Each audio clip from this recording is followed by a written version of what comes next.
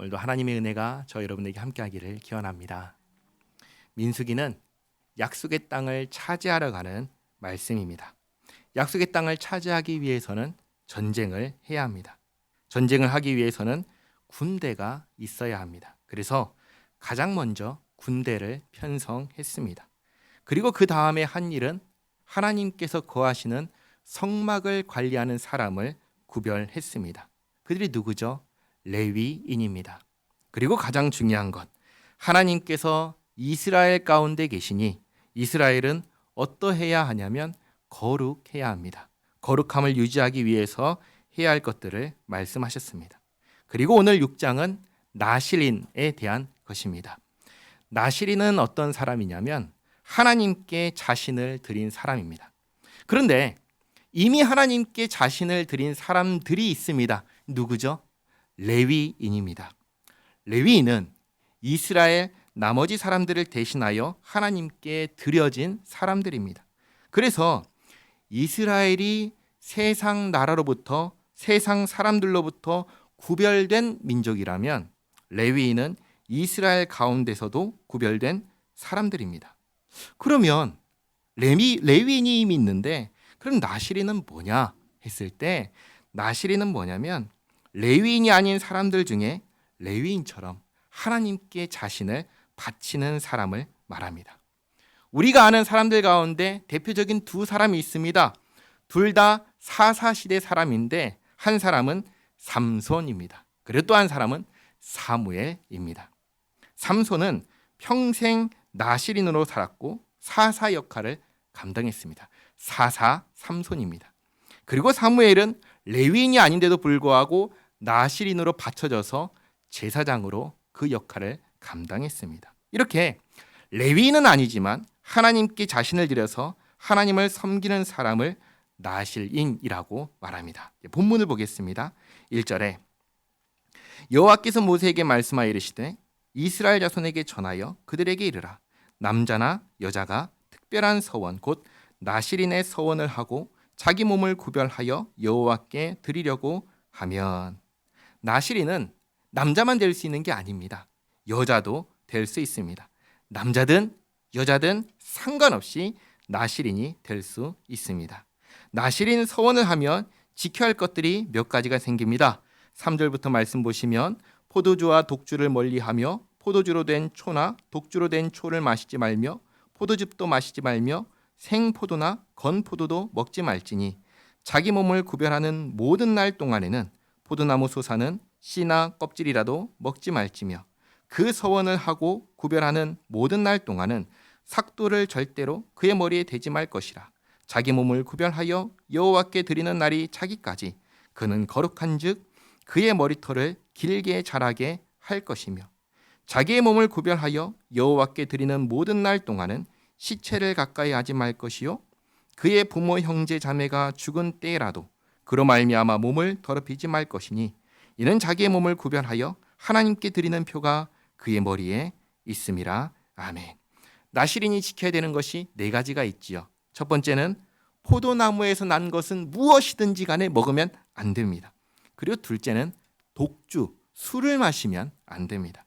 셋째는 머리카락을 자르면 안 됩니다. 그리고 마지막 넷째는 시체를 가까이 하면 안 됩니다. 나실인은 자기 몸을 하나님께 드린 사람입니다.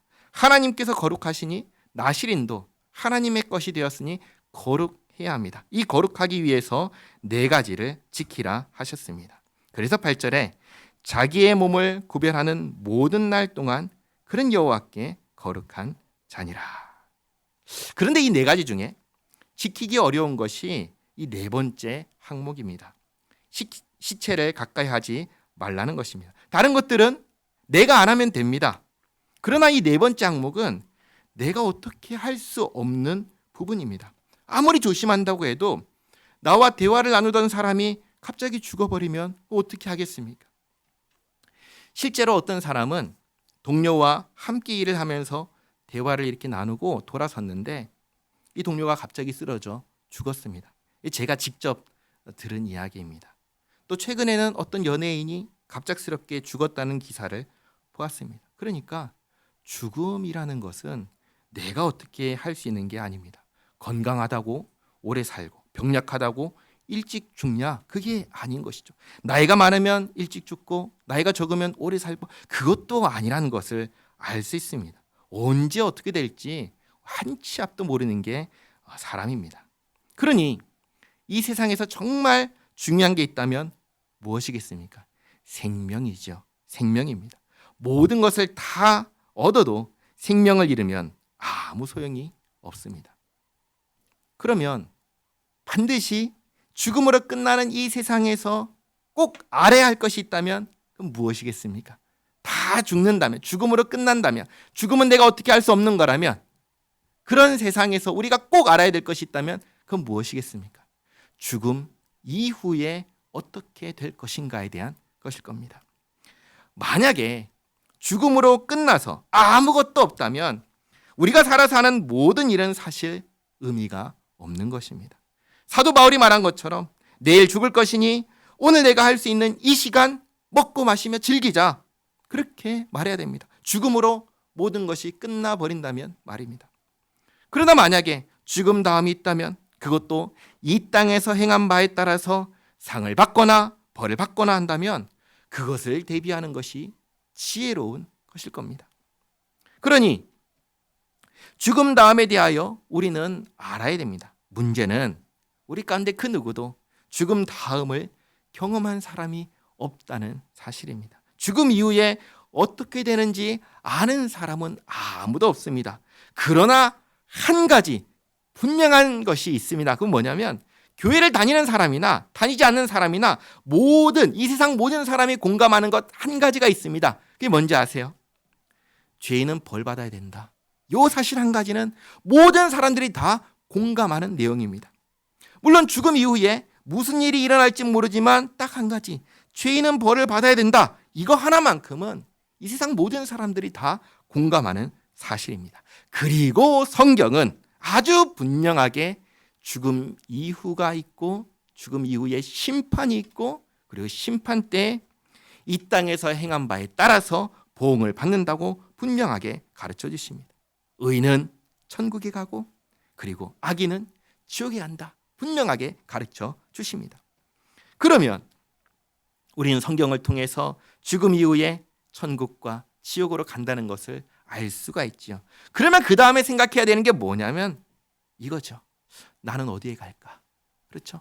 나는 어디에 갈까? 나는 천국에 갈까?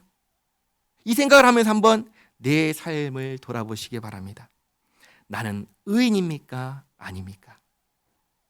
내 인생을 세상 사람들 앞에 펼쳐본다면 내 속에 있는 것을 다 꺼내서 판단을 받는다면 나는 세상 사람들에게 어떤 사람이라고 판단을 받을까요? 나는 의인이라고 판단을 받을까요? 그렇지 않다고 판단을 받을까요? 악인이라고 말할 수는 없겠지만 그렇다고 의인이라고 말하기도 어려운 게 사실일 것입니다. 그리고 정직하게 말하면 벌 받을 일이 있는 죄인이라고 고백할 수밖에 없습니다. 그러므로 성경은 이렇게 가르쳐 줍니다. 모든 사람이 죄인이라고. 그리고 죄의 대가는 죽음이고 지옥의 형벌이라고. 그러니 영락없이 죽음 이후를 고민해서 죽음 이후에 심판이 있고 천국으로 가거나 지옥으로 가거나 하는데 내 삶을 돌아보니까 나는 영락없이 어디로 가게 생겼습니까? 지옥에 가게 생겼잖아요. 한번 생각해 보시기 바랍니다. 지옥에 갈 인생 무슨 의미가 있을까요? 오늘 죽어도 지옥에 가고 내일 죽어도 지옥에 간다면 어차피 나에겐 미래가 없는 것과 마찬가지입니다. 그러면 사도 바울의 말처럼 어차피 오늘 죽으나 내일 죽으나 지옥 갈 거니까 오늘 내 맘대로 살자 하고 말하는 게 차라리 그게 지혜로울 것입니다. 다시 말해 어차피 지옥 갈 인생이라면 우리가 잘 살아야 할 이유가 전혀 없다는 사실입니다. 그러나 이 세상을 창조하신 하나님께서 그렇게 무의미한 인생, 망할 인생이 되지 않게 하셨습니다. 지옥에 가는 문제, 죄의 문제를 해결할 길을 약속해 주셨습니다. 구원을 약속하신 것입니다. 지옥에 간다는 것은 왜 가죠? 벌 받으러 가는 거잖아요. 그러면 지옥에 안 가려면 어떻게 해야 돼요? 이 죄의 벌에 대한 문제를 해결해야 합니다. 근데 벌 받을 사람이 그 문제 해결할 수 있나요? 해결할 수 없죠. 그냥 벌을 받아야죠, 자기가. 그러니까 누군가가 대신 이 문제를 해결해 줘야 됩니다. 그게 누구십니까? 우리 주 예수 그리스도이십니다. 하나님의 아들 예수님께서 이 죄의 문제, 죄의 벌을 받을 이 문제를 해결해 주기 위해서 이 땅에 오셨습니다. 그런데 이 문제만 해결한다고 다 되느냐? 그렇지 않습니다. 거기에 더해서 천국에는 누가 들어갈 수 있지요? 천국에는 의인이 들어갈 수 있습니다. 쉽게 말해서 자격이 있어야 들어갈 수 있습니다. 죄 문제, 벌 받을 문제가 해결된다고 해서 나에게 천국 갈 자격이 생기나요? 아니죠. 그래서 예수님께서 이 자격의 문제도 해결해 주기 위해서 오신 것입니다. 그래서 예수님께서, 하나님의 아들이신 예수님께서 사람이 되셔서 죽기까지 순종하심으로 이루신 의, 천국에 들어갈 자격을 예수님을 믿는 모든 사람들에게 그 자격을 주신 것입니다. 그리고 예수 믿는 사람들의 받아야 할 죄벌을 대신 짊어지시고 십자가에 못 박혀 죽으신 것입니다. 죄벌을 대신 받으신 것입니다. 그래서 예수 믿는 모든 사람들은 죄벌의 문제가 해결된 사람이요, 또 천국에 들어갈 자격을 얻은 사람들이에요. 다르게 말하면 구원받은 사람들입니다. 예수 믿는 모든 사람은 구원받은 사람입니다. 앞으로 받을 사람이냐? 아니요. 이미 구원받은 사람입니다. 예수 믿는 모든 사람이라고 했습니다. 그러면 한번 생각해 보시기 바랍니다. 예수님을 믿는다라는 것은 뭘까요? 예수님을 믿는다는 것은 무엇일까요? 예수님을 믿는다는 것은 예수님께서 내가 받아야 할 죄벌을 대신 받으시고 내가 이루어야 할 의로움을 대신 얻어주셨다라는 것을 믿는 것입니다. 예수님께서 나의 죄벌을 해결해 주시고 나를 천국에서 살게 해주셨다고 믿는 것입니다. 그래서 이제 예수님을 그냥 나와 동떨어진 어떤 분으로 생각하는 게 아니라 예수님을 나를 구원하신 나의 생명의 주님, 나의 주인으로 모시는 것입니다. 그게 예수님을 믿는 것입니다. 하나님께서 죽음 이후에 지옥에 가게 되는 아무 의미 없고 헛된 인생을 위하여 아들 예수님을 보내주셔서 예수님을 믿는 이 믿음 안에서 죽음 이후에 천국에서, 아니 이미 이 땅에 살면서 하나님 나라에 속한 사람으로 천국 백성으로 하나님의 아들과 딸로서 살게 해주셨습니다. 구원해 주신 것입니다. 지금까지는 죽으면 끝이다, 죽으면 지옥 간다 생각했는데 그게 아니라 천국에 가게 되었다는 사실에 너무나 감사하고, 또 그게 전부가 아니라 하나님께서 우리를 하나님의 아들과 딸 삼아주셨다는 사실에 너무 감사해서 이제 죽는 그날까지 나를 구원하신 하나님께서 기뻐하시는 인생을 살겠다 다짐하고 살아가는 사람들이 누구냐면 예수 믿는 사람들입니다. 그리고 조금 뒤에 다시 한번 말씀드리겠습니다만 그게 누군지 아세요? 그게 바로 나시린입니다. 나시린은 너무 감사해서, 하나님의 은혜가 너무 감사해서 자기 자신을 하나님께 바친 사람들입니다. 다시 본문으로 돌아와서 그렇게 예상할 수 없는 죽음으로 시체와 접촉하게 되면 그러면 어떻게 해야 할까요? 그럼 두 가지를 해야 합니다. 첫 번째는 뭐냐면 내 몸을 하나님께 드렸잖아요. 그럼 이 몸의 주인은 누구예요? 하나님의 것이잖아요. 그러니까 이 몸은 뭔가요? 성물입니다. 거룩해진 것입니다. 그런데 이 거룩한 물건이, 성물이, 하나님께 드려진 물건이 시체와 접촉함으로 어떻게 됐죠? 부정해졌잖아요. 이 부정의 문제를 어떻게 돼요? 씻어야 되지요. 그러니까 뭘 해야죠?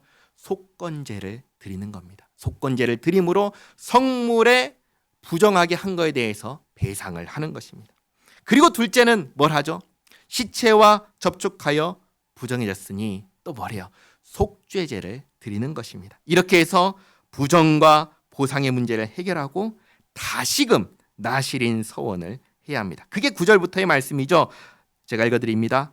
누가 갑자기 그 곁에서 죽어서 스스로 구별한 자의 머리를 더럽히면 그의 몸을 정결하게 하는 날에 머리를 밀 것이니 곧 7째 날에 밀 것이며 8째 날에 산 비둘기 2마리나 집 비둘기 새끼 2마리를 가지고 회막문에 와서 제사장에게 줄 것이요 제사장은 그 하나를 속죄 제물로 하나를 번제물로 드려서 그의 시체로 말미암아 얻은 죄를 속하고 또 그는 그날에 그의 머리를 성결하게 할 것이며 자기 몸을 구별하여 여호와께 드릴 날을 새로 정하고 1년 된 순양을 가져다가 속건제물로 드릴지니라.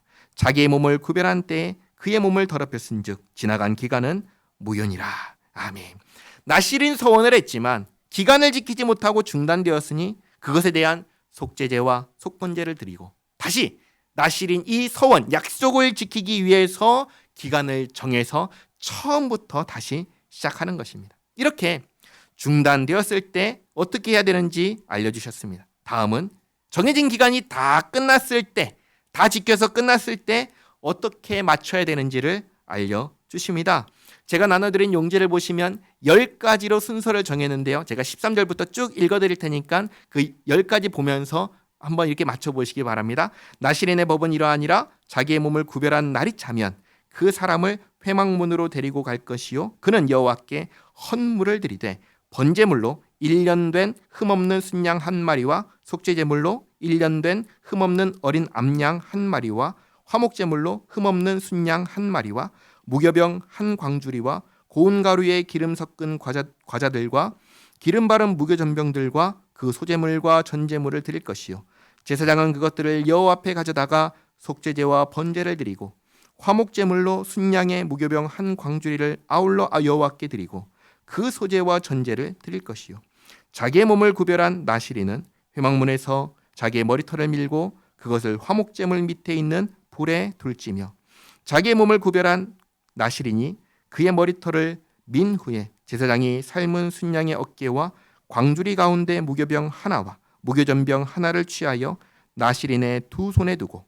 여호와 앞에 요제로 흔들 것이며 그것과 흔든 가슴과 받들어 올린 넓적다리는 성물이라 다 제사장에게 돌릴 것이니라. 그 후에는 나실인이 포도주를 마실 수 있느니라. 아멘.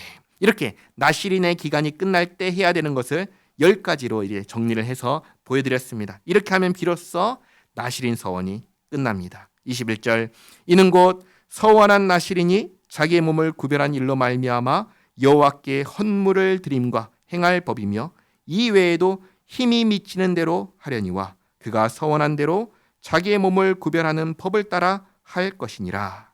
그러니까 나실인 서원을 마칠 때 지금 이 10가지 순서를 통해서 마치는 이 예식, 지금 말씀드린 것은 최소한의 기준이라는 것입니다. 지난주에 우리가 헌금에 대해서 배웠습니다. 헌금에 대해서 말씀드린 것과 같이 여유가 된다면 그 이상을 하나님께 드려도 되는 것입니다. 꼭 이거에 맞춰야지 그게 아니라 그 이상해도 되는 것입니다. 이것은 최소한의 기준인 것입니다. 나실인은 어떤 사람들이죠? 자신을 구별하여 하나님께 드린 사람들입니다.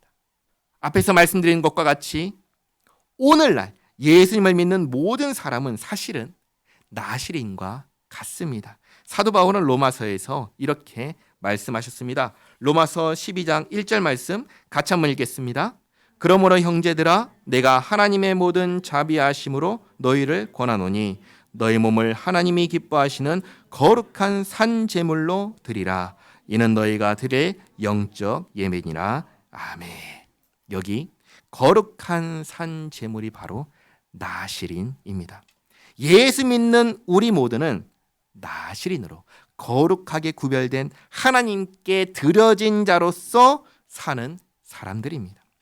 지난 주일날 헌금에 대해 말씀드리며 이 헌금을 할 때 이 헌금의 의미가 무엇인지 말씀을 드렸습니다. 헌금의 의미가 무엇입니까? 하나님께 나를 드린다는 의미입니다. 하나님께 나를 드립니다. 나는 하나님의 것입니다. 영생을 주신 하나님께 감사드립니다. 하나님의 영광을 위하여 살겠습니다. 이게 매주일마다 우리는 하나님께 예배하며 헌금하며 이 고백과 다짐과 맹세를 하는 것입니다. 그러니 정말 나를 구원하신 하나님께 감사하며 하나님께서 기뻐하시는 삶을 살아가는 나실인의 삶이 우리에게 있어야 하는 것입니다. 그게 사도 바울이 말하는 영적 예배인 것입니다. 성경에서 말하는 모든 영적이라는 단어가 붙은 것은 전부 다 뭐냐면 하나님과 관련된 것을 말합니다. 어떤 기이하고 신비한 어떤 것을 말하는 게 아닙니다. 전부 다 하나님과 관련되었을 때 그것을 영적이다라고 말하는 것입니다.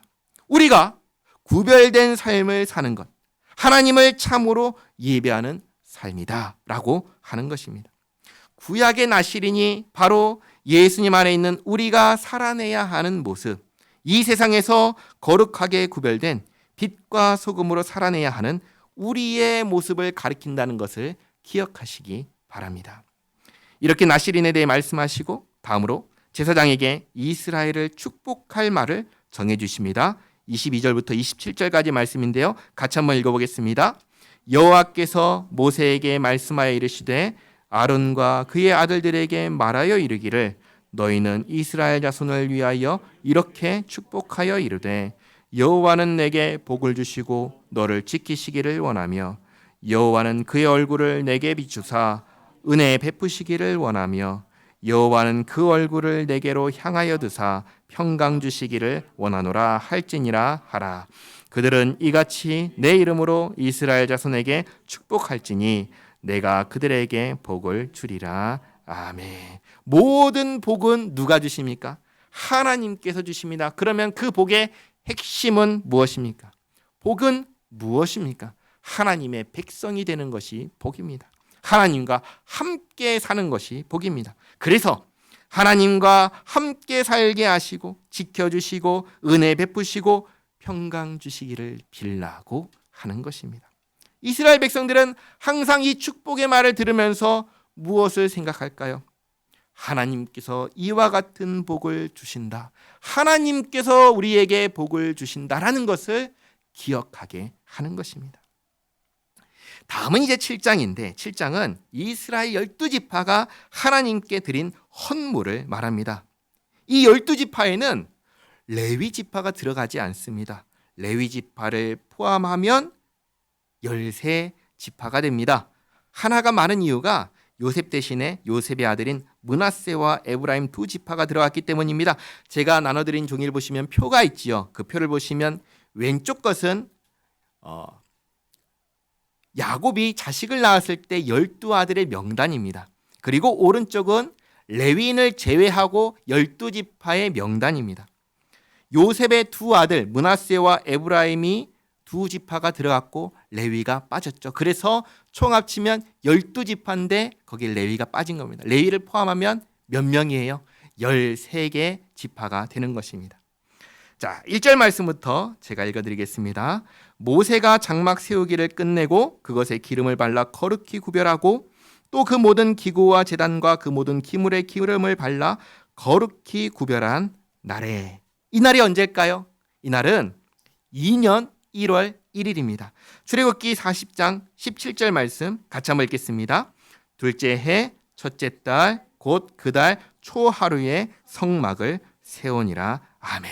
이렇게 성막을 세운 날에 첫째 달 첫째 날에 그 날에 2절 이스라엘 지휘관들 곧 그들의 조상의 가문의 우두머리들이요 그 지파의 지휘관으로서 그 계수함을 받은 자의 감독된 자들이 헌물을 드렸으니 그들이 여호와께 드린 헌물은 덮개 있는 수레 6대와 소 12마리니 지휘관 2사람의 수레가 하나씩이요 지휘관 1사람의 소가 1마리씩이라. 그것들을 장막 앞에 드린지라. 지휘관들이 덮개 있는 수레 6대와 소 12마리를 하나님께 헌물하였습니다. 이제 헌물했으니까 이걸 나눠줘야 되겠죠. 그래서 4절부터 9절까지 같이 한번 읽겠습니다.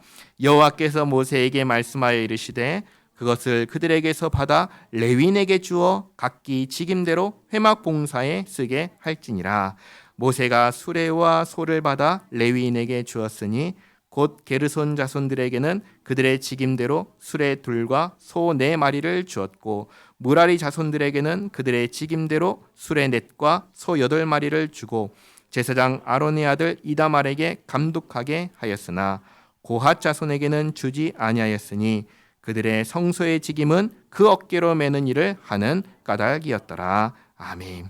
앞에 4장에서 지난주에 고핫, 게르손, 무라리 자손에게 성막의 모든 물건들을 운반하게 하셨습니다. 이때에는 다 어깨에 메고 운반하라고 하셨는데 이제는 짐을 옮길 수레와 소가 생겼으니 다시 명령하시는 겁니다. 게르손과 무라리 자손은 수레에 짐을 실어서 옮기게 하십니다. 고핫 자손은 어깨에 메고 옮기게 하십니다. 그러니까 이것을 세 개의 지판 가문이니까 그냥 3등분해서 나눈 게 아니라 필요에 따라서 나눠 준 것입니다. 그 다음 10절부터 제단의 봉헌을 하기 위해서 지휘관들이 헌물을 합니다. 10절 11절 말씀 제가 읽겠습니다. 제단의 기름을 바르던 날에 지휘관들이 제단의 봉헌을 위하여 헌물을 가져다가 그 헌물을 제단 앞에 드리니라. 여호와께서 모세에게 이르시기를 지휘관들은 하루 한 사람씩 제단의 봉헌물을 드릴지니라 하셨더라. 이것은 12개의 지파의 지휘관들이 반드시 의무적으로 해야 하는 것이었습니다. 12절부터 17절까지의 말씀 같이 한번 읽겠습니다. 첫째 날에 헌물을 드린 자는 유다 지파 암미나답의 아들 나손이라. 그의 헌물은 성소의 세겔로 130세겔 무게의 은반 하나와 70세겔 무게의 은발이 하나라. 이 두 그릇에는 소재물로 기름 섞은 고운 가루를 채웠고 또 10세겔 무게의 금그릇 하나라. 그것에는 향을 채웠고 또 번제물로 수송아지 한 마리와 순양 한 마리와 1년 된 어린 순양 한 마리이며 속죄제물로 순염소 한 마리이며 화목제물로 소 2마리와 순양 5마리와 순염소 5마리와 1년 된 어린 순양 5마리라. 이는 암미나답의 아들 나손의 헌물이었더라. 아멘. 민수기 7장의 나머지 내용들은 이 내용이 계속해서 반복됩니다. 나눠드린 용지를 보시면 날짜 첫째 날부터 12일까지 그리고 가문별 지휘관 헌물의 내용을 표로 정리했습니다. 쭉 보시면 지금 유다 지파였고 그 다음은 이사갈 지파, 스불론 지파, 르우벤 지파, 시므온 지파, 갓 지파, 에브라임, 므낫세, 베냐민, 단, 아셀, 납달리까지 똑같이 지휘관만 바뀌면서 헌물한 내용은 똑같이 반복돼서 갑니다. 쭉 내려가겠습니다. 쭉 넘어가면 83절 보시면 이제 거기까지가 마지막 지파의 지휘관이 헌물한 내용이 딱 끝납니다. 그리고 84절부터 88절까지는 그렇게 헌물한 것들의 총계입니다. 이것도 표를 보시면 되겠습니다. 제가 나눠드린 표의 헌물의 내용의 오른쪽을 보시면 12개, 12개, 12개, 12마리 이렇게 돼 있죠? 이걸 보시면 됩니다. 전체 합계가 이렇게 된다는 것입니다. 제가 84절부터 88절까지 말씀 대신 읽겠습니다. 이는 곧 제단에 기름 바르던 날에 이스라엘 지휘관들이 드린 바 제단의 봉헌물이라.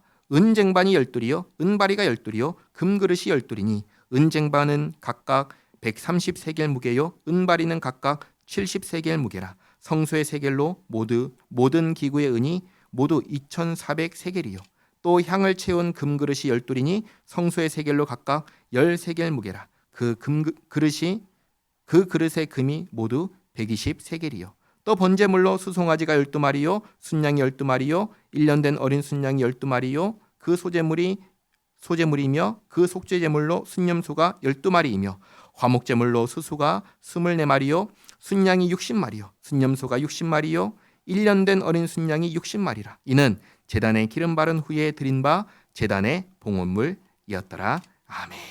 이렇게 각 지휘관에게 제단의 봉헌물을 위해서 헌물을 하게 하셨습니다. 이것은 각 지파를 대표하는 지휘관들이 꼭 해야 하는 의무였습니다. 그러면 이 지휘관들이 개인적으로 했냐? 그렇지 않고 그 지파에 속한 사람들이 다 함께 모아서 드린 것입니다. 지휘관 혼자서 다 감당한 게 아니라 그 지파에 속한 사람들이 다 합쳐서 헌물을 한 겁니다. 그렇게 해서 이스라엘 모든 사람들이 다 함께 힘을 모아 드린 것을 가지고 이제 성막이 운영되기 시작합니다. 그러므로 여기서 우리가 이것을 기억하시기 바랍니다. 교회는 한두 사람의 힘으로 운영되는 것이 아니라 교회를 이루는 모든 사람들이 합심하는 가운데 운영된다라는 것을 기억하시기 바랍니다. 89절입니다. 모세가 회막에 들어가서 여호와께 말하려 할 때에 증거궤 위 속죄소 위에 두 그룹 사이에서 자기에게 말씀하시는 목소리를 들었으니 여호와께서 그에게 말씀하심이었더라. 아멘. 성막의 다른 이름이 회막입니다. 회막 안에는 성소가 있고 이 성소 안에는 지성소가 있습니다. 지성소에는 증거궤가 있습니다. 증거궤는 언약의 두 돌판이 들어가 있는 상자를 말하는데 이 상자의 뚜껑이 속죄소입니다. 그리고 이 속죄소 위에 두 그룹이 이렇게 있습니다. 그룹은 뭐냐면 날개를 가진 천사를 말합니다. 이 두 그룹의 천사가 서로 마주보고 날개를 이렇게 맞대어보고 있는데 그 두 그룹 사이에서 하나님께서 말씀을 하신 것입니다. 모세가 지성소에서 하나님께서 말씀하시는 두 그룹 사이에서 하시는 하나님의 말씀을 들었다는 것입니다. 그게 89절 말씀입니다. 정리하겠습니다. 오늘은 민수기 6장과 7장을 읽었습니다. 6장에서 나시린을 보았습니다. 나시린은 레위인은 아니지만 자신을 구별하여 하나님께 드리기로 서원한 사람입니다. 오늘날 나시린은 누굽니까? 바로 예수 믿는 사람들입니다. 물론 꼭 그 사람이 이 사람이다 라고 말할 수는 없지만 그 사람이 가리키는 것이 그와 같다라는 것을 말씀드리는 것입니다. 나시린도 자신을 구별하여 하나님께 드려서 그 몸을 하나님이 거룩하시니 그 몸 또한 거룩하게 구별하여 살아가는 사람들처럼 우리들 역시 마찬가지다. 그 말씀을 드리는 것입니다. 그리고 7장에서 하나님께 드린 헌물을 보았습니다. 이 헌물을 가지고 성막이 운영되었습니다. 이때 각 지파의 대표만 헌물한 것이 아니라 지파 전체가 합심하여 모아서 헌물했습니다. 결국은 이스라엘 전체가 합심하여 헌물한 것입니다. 이스라엘 전체가 성막을 운영할 수 있게 번제로 드릴 예물을 헌물한 것입니다. 기억하시기 바랍니다. 우리는 누구입니까? 우리는 하나님의 사랑과 은혜로 구원받은 사람들입니다. 하나님께서 양자 삼으셔서 하나님을 향하여 아버지라고 부를 수 있게 된 하나님의 아들과 딸입니다. 또 이 세상과 구별된 사도 베드로가 말한 것처럼 왕같은 제사장이요 거룩한 나라요 하나님의 소유가 된 백성이라는 사실을 기억하며 살아가는 우리 모두가 되기를 바랍니다. 기도하겠습니다. 좋으신 하나님, 우리를 죄와 사망의 권세에서 해방하시고 양자 삼아주셔서 하나님의 아들과 딸 되게 해주신 은혜에 감사드립니다. 구약시대에 하나님의 은혜에 감사하여 나시린으로 자신을 하나님께 드린 사람들처럼 예수님 안에 있는 우리도 같은 의식을 가지고 이 세상과 구별된 하나님의 사람으로 살기 원합니다. 세상의 빛이요 소금으로 살기 원하오니 주님 인도하여 주시옵소서. 또 모든 백성들이 마음을 모아 헌물하여 그것으로 성막의 운영을 하게 된 것처럼 푸른 초장교회로 모인 우리 모든 성도가 합심하여 아름다운 주님의 교회를 세우는 우리 모두가 되게 하옵소서. 예배할 때마다 우리가 주님의 것임을 다시금 새기며 주님과 함께 살아가는 우리 모두가 되게 하옵소서. 예수님의 이름으로 기도하옵나이다. 아멘.